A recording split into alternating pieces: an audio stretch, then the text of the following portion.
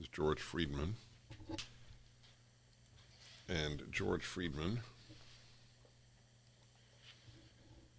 is the founder and president of Geopolitical Futures, a private intelligence service.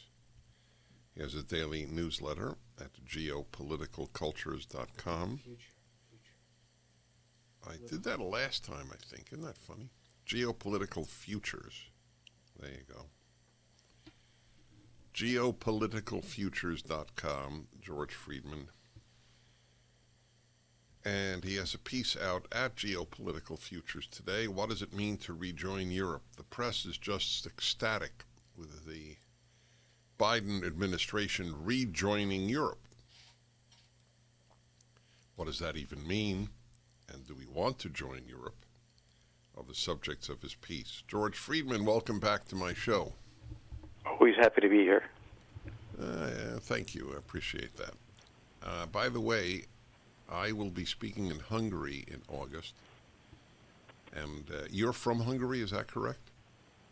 I was born in Hungary, and I've been back there many, many times. So, where are you going to be speaking? I'm sorry? Where are you going to be speaking? Is it Budapest? Yeah. And what is the group? Yeah. I'm asking my producer who, I'll get it for you. Anyway, the reason I mentioned that, aside from that we would have that in common, is I'm going to start with something I don't remember you were addressing, and that is Eastern Europe. Because whenever people say we're joining Europe, or they think of Europe, it's always Western Europe. When I spoke in Romania 3 years ago, I told them, they asked me, well, what's going to happen with Western Europe? And I said to them, here's a thought for you. Maybe Eastern Europe will save the West, not Western Europe. What's your take on Eastern Europe? My take is very much like yours. I've been involved in trying to organize Eastern Europe into something called the Intermarium, an old concept of an alliance of Poland, Hungary, Romania, and some of the other countries, on the premise that the Germans are, at the very least, unreliable, and the Russians are dangerous. And they've actually moved in that direction a bit.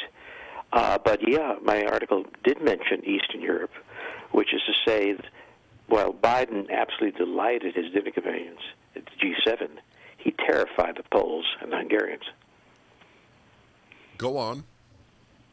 Well, I mean, he's talking about joining Europe. What Europe? There is no such thing as Europe. Europe is a continent and has a lot of different countries. Back in 1945, it was wrecked. The Soviets are threatening. The U.S. had a reason to come into Europe, organize, feed it, to resist the communists. We are now in a position where the Europeans, taken as a whole, are as wealthy as the Americans. There is no reason why their military force should not be sufficient to protect the East. And the fact is that they are trying to leech off the United States to take the risk of defending them when they're not even prepared to cooperate with the United States really on countries like China.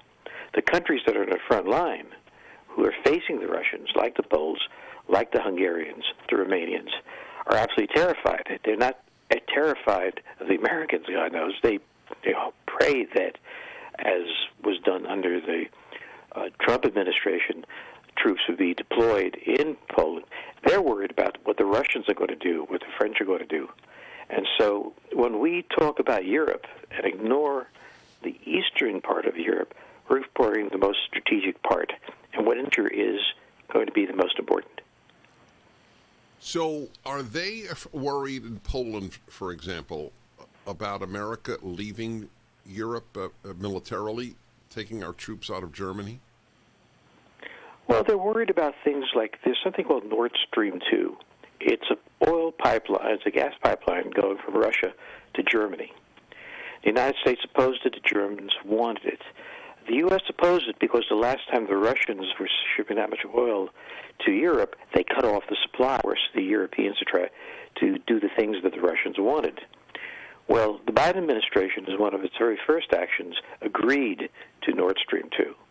And this, the Poles and these countries fear, is going to leave them completely exposed. That's the biggest issue. The second biggest issue is that NATO doesn't exist. It's a place where you go have dinners and champagne and everything else. You can't have a military alliance without a military. And aside from the British, most of the Europeans don't have militaries.